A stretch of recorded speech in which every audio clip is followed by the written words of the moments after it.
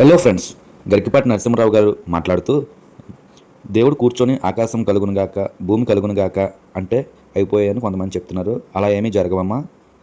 పిలిస్తే ఆర్టీసీ బస్సే రాదు, ఇవన్నీ అలా జరుగుతాయి, అవి జరగని పని, గమ్ముగా కూర్చోండి అని చెప్పేసి కొంచెం వ్యంగ్యంగా మాట్లాడారు.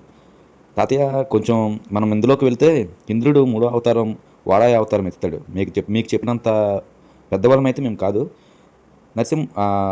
వాడాయ అవతారం ఎత్తిన వెంటనే భూమిని ఒక రాక్షసుడు దాచేసి సముద్రం కిందన పెట్టి భూమిని దాచేస్తాడు.